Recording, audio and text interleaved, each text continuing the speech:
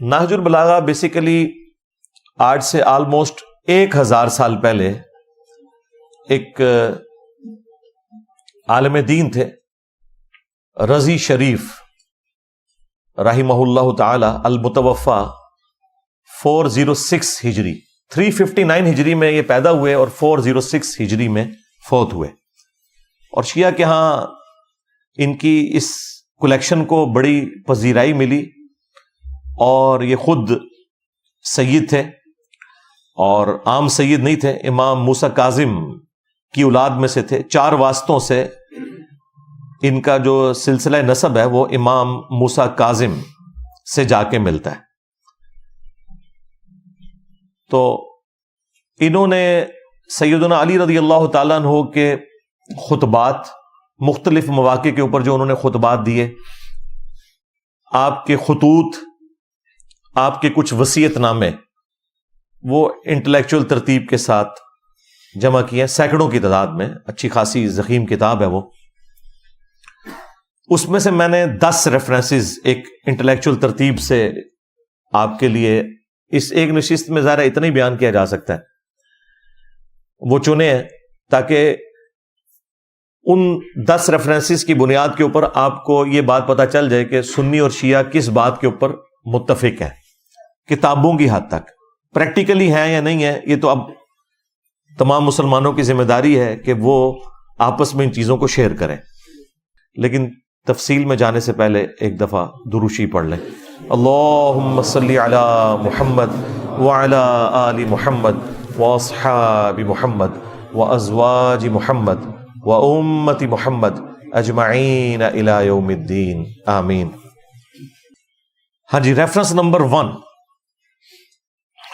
یہ وصیت نامہ نمبر 31 ہے جو امام علی علیہ السلام نے اپنے بیٹے حسن ابن علی کو وصیت کی تھی، اور یہ ریٹن فارم میں انہوں نے ان کے حوالے کی.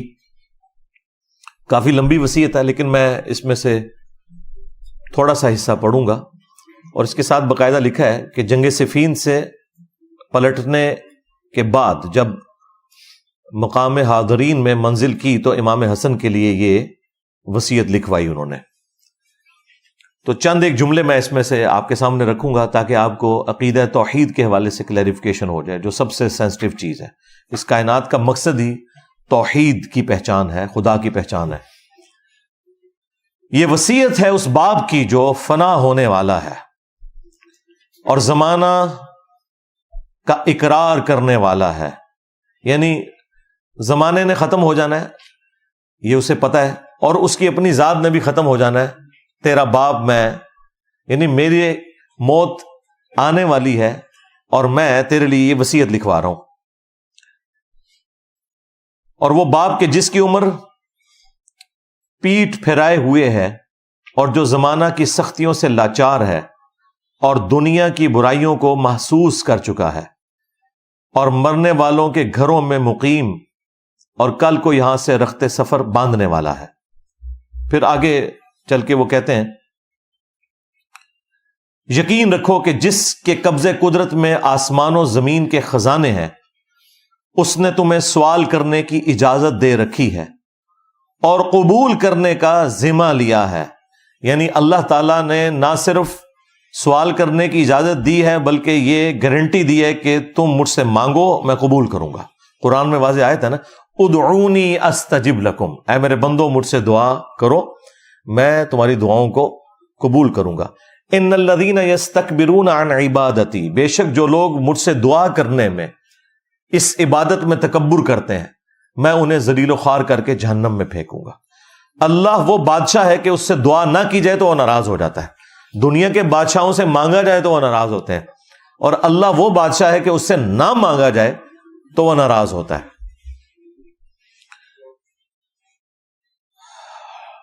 اور قبول کرنے کا ذمہ لیا ہے اور حکم دیا ہے کہ تم مانگو تاکہ وہ دے، رحم کی درخواست کرو تاکہ وہ رحم کرے. اب دیکھیں نبی الاسلام کو بھی قرآن پاک میں حکم دیا گیا، وَإِذَا سَأَلَكَ عِبَادِي عَنِّي فَإِنِّي قَرِيبٌ اجیب الدعوۃ الداعی اذا دعان. اے نبی جب میرے بندے تم سے میرے بارے میں پوچھیں تو تم فرماؤ کہ میں تمہارے بالکل قریب ہوں، ہر پکارنے والے کی پکار کو سنتا ہوں، لیکن شرط کیا ہے؟ فَلْيَسْتَجِيبُوا لِي وَلْيُؤْمِنُوا بِي لَعَلَّهُمْ يَرْشُدُونَ، لوگوں کو بھی چاہیے کہ میرا حکم مانے اور مجھ پر ایمان لائیں جیسا کہ ایمان لانے کا حق ہے، پھر وہ رشد و ہدایت پائیں گے۔ یعنی آپ خدا کے نافرمان ہیں اور پھر آپ یہ ایکسپیکٹ کر رہے ہیں کہ اللہ تعالیٰ آپ کی دعاؤں کے معاملے میں آپ کو رسپانس کرے، تو ایسا نہیں ہوگا۔ اب اگلے جو جملے ہیں وہ عقیدہ وسیلہ جو استعانت کی شکل میں بگاڑ کے پیش کیا، اس کی جڑ کاٹنے والے ہیں۔ اس اللہ نے اپنے اور تمہارے درمیان دربان کھڑے نہیں کیے جو تمہیں روکتے ہو، نہ تمہیں اس پہ مجبور کیا ہے کہ تم کسی کو اس کے یہاں سفارش کے لیے لاؤ تو تب ہی وہ تمہارا کام کرے۔ اب دیکھیں یہاں پر سیدنا علی نے یہ بھی فرما دیا کہ اللہ تعالیٰ نے اپنے تک پہنچنے کے لیے کوئی دربان نہیں کھڑے کیے، جو یہ کہتے ہیں نا جی پہلے اوتھے تک پہنچو پھر اگے پہنچو اور اندازہ کریں، دنیا کے وزیروں کی یہ مثالیں پیش کر رہے ہوتے ہیں۔ اور اللہ قرآن میں کہہ رہا ہے وَلَا تَقُولُوا عَلَى اللَّهِ إِلَّا الْحَقِّ، اللہ کے بارے میں حق کے سوا کوئی اور بات نہ کیا کرو۔ یہ کتنے گستاخ ہیں، کبھی سیڑھی کی مثال دیتے ہیں چھت پہ چڑھنے کے لیے، اور کبھی جو ہے وہ وزیروں کی مثال دیتے ہیں وزیر اعظم تک پہنچنے کے لیے۔ بھائی اللہ تعالیٰ تو ہماری رگے جان سے زیادہ قریب ہے، نحن اقرب الیہ من حبل الورید۔ تو مولا علی کیا کہہ رہے ہیں کہ نہ تو اس نے کوئی دربان کھڑا کیا ہے کہ جس کی اجازت کی ضرورت ہے تمہیں، اور نہ ہی اس نے تمہارے لیے کوئی چیز مشروع کی ہے کہ ضروری کوئی سفارشی لاؤ گے تو میں تمہارا کام کروں گا، ادروائز نہیں کروں گا۔ لہٰذا مولا علی علیہ السلام نے وسیلہ اور توسل کو اگر اس حوالے سے ایکسپٹ کیا ہے تو وہ جواز کی حد تک، وہ بھی پریفریبل نہیں، ڈسکریج ہی کیا ہے۔ جب وہ کہہ رہے ہیں کہ اللہ تعالیٰ نے کوئی ایسا پابندی والا معاملہ بھی نہیں کیا کہ سفارشی لاؤ گے تو قبول کروں گا اور نہیں لاؤ گے تو نہیں قبول کروں گا، تو مولا علی کیا کہنا چاہ رہے ہیں؟ وہ یہ کہنا چاہ رہے ہیں کہ یہ سفارشی کی بھی کوئی ضرورت نہیں ہے جو لوگوں نے بنا لی ہے میں خود سے۔ وسیلہ اور توسل کی جو جائز شکلیں ہیں نا کہ کسی نیک آدمی سے جا کے دعا کروانا، اس کے ہم کوئی خلاف نہیں ہے، وہ بالکل ٹھیک ہے، لیکن اس قسم کا وسیلہ اور توسل کہ جس میں آپ وسیلے کے نام کے اوپر ڈائریکٹ ان لوگوں سے مانگنا شروع کر دیں، یہ تو قرآن کے خلاف ہے، سیدھی سیدھی یہ قرآن کی توحید کے اوپر ایک حملہ ہے۔ اور شیعہ کے ہاں تو صبح و شام کے اذکار میں باقاعدہ یہ وظیفہ شامل ہے، سورہ النمل کی آیت نمبر 62، اَمَّن يُجِيبُ الْمُضْطَرَّ إِذَا دَعَاهُ وَيَكْشِفُ السُّوءَ وَيَجْعَلُكُمْ خُلَفَاءَ الْأَرْضِ أَإِلَٰهٌ مَّعَ اللَّهِ، بھلا بتاؤ تو کون ہے جو مصیبت اور پریشانی میں گھرے ہوئے شخص کی فریاد کو سنتا ہے اور اس سے اس کی تکلیف کو دور کر دیتا ہے اور تمہیں زمین پر اگلوں کا خلیفہ کرتا ہے؟ کیا اللہ کے ساتھ کوئی اور الہ بھی ہے جس کی یہ کوالٹیز ہوں؟ قلیلا ما تذکرون، لیکن بہت کم ہی نصیحت حاصل کرتے ہو۔ اس آیت میں اللہ تعالیٰ نے واضح فرما دیا ہے کہ جو کوئی اللہ کے سوا کسی ہستی کے بارے میں عقیدہ رکھتا ہے نا کہ وہ اس کی مصیبت اور پریشانی دور کر سکتی ہے اور اس کی دعاؤں کو سننے والا ہے، گویا اس نے اسے خدا مان لیا ہے، خواہ وہ خدا کا بندہ ہی کہتا رہے، لیکن اللہ تعالیٰ یہ کہہ رہا ہے کہ تم نے اسے الہ ٹھہرا لیا۔ وہ کہنے پیچھے تو اللہ ہی ہے نا جی، اللہ کہنا جی اگے پیچھے لی گل چھڈو، مانگنا مجھ سے۔ بارش کون برساتا ہے؟ اللہ۔ ڈیوٹی کس کی ہے؟ فرشتوں کی۔ لیکن اگر فرشتوں سے بارش مانگیں گے تو شرک ہے۔ خدا نہ خواستہ اگر مولا علی علیہ السلام کی کوئی ڈیوٹی بھی اللہ نے لگائی ہے یا شیخ عبد القادر جیلانی کی کوئی ڈیوٹی بھی لگائی ہوئی ہے، تب بھی آپ ان کو اگر پکاریں گے نا تب بھی آپ مشرک ہو جائیں گے۔ یہ سمپل سا ایک فارمولا ہے۔ پھر مثالیں لا کے دیتے ہیں جی وہ دیکھیں جی ہم آپس میں بھی تو ایک دوسرے کی مدد کرتے ہیں اور اس طریقے سے ایک دوسرے کا بڑا خیال رکھتے ہیں، اور جا کے امی سے روٹی مانگتے ہیں تو یہ شرک نہیں ہو جاتا۔ یہ کتنے جاہل ہیں، مطلب کس چیز کو کس سے جوڑ رہے ہیں؟ بھئی وہ تو قرآن میں حکم ہے وَتَعَاوَنُوا عَلَى الْبِرِّ وَالتَّقْوَى وَلَا تَعَاوَنُوا عَلَى الْإِثْمِ وَالْعُدْوَانِ، نیکی اور پرہیزگاری کے کاموں میں ایک دوسرے کی مدد کرو، برائی میں الگ رہو۔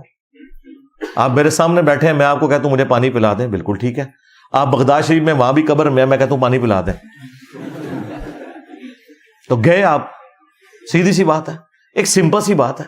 یہ وہ چیز ہے جسے قرآن کے سٹارٹ میں کہا گیا اور آپ کی ہر نماز کی ہر رکعت میں مشروع ٹھہرایا گیا، ایاک نعبد و ایاک نستعین، اچھا جب یہ کہہ رہے ہوتے ہیں کہ جی اللہ ہی سے مانگیں تو پھر یہ جو ہم ایک دوسرے سے مدد مانگتے ہیں وہ نہ مانگیں، تو یہ ہمیں تانا دے رہے ہوتے ہیں یا اللہ کو تانا دے رہے ہوتے ہیں؟ تو اللہ کو ہی دے رہے ہوتے ہیں نا. تو پھر اللہ کے بندے آپ کو سمجھائیں گے کہ اس کا مطلب کیا ہے. تمہارا کوئی بزرگ اتنا بڑا مشکل کشا نہیں ہو سکتا ہے تو وہ سارا ہی کام جعلی ہے. جو حقیقتاً اللہ تعالیٰ نے اسباب کے طور پر مشکل کشا بنایا نا وہ سورج ہے. سورج کی وجہ سے اس زمین کے اوپر زندگی ہے. سورج ختم ہو جائے سارے بابے مر جائیں. ویسے تو میری تقریراً ویسے ہی مر گئے نا روحانی طور پہ، لیکن سورج نہ ہو، کوئی زمین کے اوپر انسان، کوئی جاندار، خواہ وہ نباتات میں سے ہو، پلانٹ کنگڈم میں سے ہو یا اینیمل کنگڈم میں سے ہو، زندہ نہیں رہ سکتا. یہ دنیا کا سارا نظام سورج کی وجہ سے چلتا ہے. سورج کی وجہ سے ہی فصلیں پکتی ہیں، ان فصلوں کو ہم کھاتے ہیں، جانور کھاتے ہیں، ہم جانوروں کو کھاتے ہیں، جانور ایک دوسرے کو کھاتے ہیں. دنیا میں موسموں کا بدلنا، اسی طریقے سے ہواؤں کا چلنا اور پانی کا ایویپوریٹ ہو کر پہاڑوں پر گلیشیئرز کی فارم میں سٹور ہونا، اور وہاں سے پھر اسی سورج کی تپش کی وجہ سے اس کا پگھلنا اور دریاؤں کی شکل میں چلنا اور زمین کے نیچے چلنا، یہ سب کچھ ایک سورج کی وجہ سے ہو رہا ہے. اور میرا رب وہ ہے کہ اس نے صرف ہماری ملکی وے میں اس طرح کے 300 ارب سورج اور رکھے ہوئے، 300 بلین سورج، اور یہ ایک گلیکسی ہے. اس طرح کی 250 ارب گلیکسیز اور موجود ہیں جو ابھی تک دریافت ہوئی ہیں. یہ تو اتنا بڑا فگر ہے کہ سائنٹسٹ کہتے ہیں کہ دنیا میں سمندروں کے کنارے پہ جتنی ریت ہے نا، اس کے ذروں کی تعداد کم ہے، اس سے زیادہ ستارے اس یونیورس کے اندر موجود ہیں. یہ اللہ تعالیٰ نے یہ سارا حساب رکھا ہوا ہے. مخلوق جس کو خدا کا تعارف ہونا تو وہ بھائی ایک کام نہیں کر سکتا، اور وہ ہے کہ شرک نہیں کرے گا. اب آپ کو پتا چلا کہ لوگ پوچھتے ہیں کہ 50-60 سال کی شرک کی زندگی کی سزا ہمیشہ کی جہنم کیوں ہے؟ انصاف تو یہ ہونا چاہیے تھا کہ صرف 50-60 سال کے لیے انسان جہنم میں جاتا. نہ، یہ جرم اتنا بڑا ہے کہ اس کی سزا اتنی بڑی ہونی چاہیے تھی. اگر کوئی چیز اوور لک نہیں ہونی چاہیے تھی نا تو عقیدہ توحید تھا.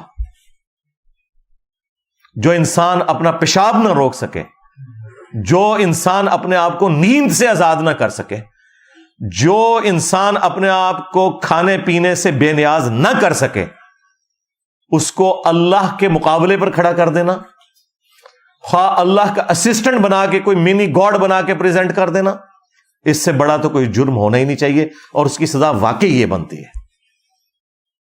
اللہ تعالیٰ جسٹیفائی ہے یہ بات کرنے میں کہ ان اللہ لا یغفر ان یشرک بہ ویغفر ما دون ذلک لمن یشاء. شرک میں نے معاف نہیں کرنا اگر کوئی قیامت کے دن شرک کے ساتھ میرے پاس آیا. اس کے سوا جتنے گناہ ہیں جس کے لیے چاہوں گا معاف کر دوں گا. وہ بھی اوپن لائسنس نہیں، لیکن امید دلا دی. شرک کے لیے کہا کہ یہ تو کہانی ختم، ہاں بالکل کلیئر کٹ، شرک میں نے معاف نہیں کرنا. ہاں دنیا میں کو توبہ کر لے تو اس کے لیے انعام اتنا بڑا ہے کہ سورہ الفرقان کی آیت نمبر 69 میں اللہ نے کہا کہ بڑے 3 گناہوں کا اللہ نے ذکر کیا، شرک، قتل نہ حق اور بدکاری. اور آیت نمبر 70 میں فرمایا کہ اگر کوئی ان گناہوں سے بھی توبہ کر لے، نہ صرف ہم اس کے گناہوں کو معاف کر دیں گے بلکہ نیکیوں سے بدل دیں گے. اللہ اکبر کبیرہ والحمد للہ کثیرہ وسبحان اللہ بکرۃ واصیلا. اللہم صلی علی محمد وعلی آل محمد. تو میرے بھائی، مولا علی نے بالکل واضح کہہ دیا کہ نہ تو سفارشی کی کوئی ضرورت ہے اور نہ اس نے کوئی دربان کھڑا کیا ہے کہ آپ جا کے پہلے ان کو ملیں پھر ادھر تک پہنچیں گے. باقی یہ کافی لمبی ان کی وصیت ہے، یہ آپ دیکھ لیجئے گا. یہ وصیت نامہ نمبر 31 ہے نہج البلاغہ میں.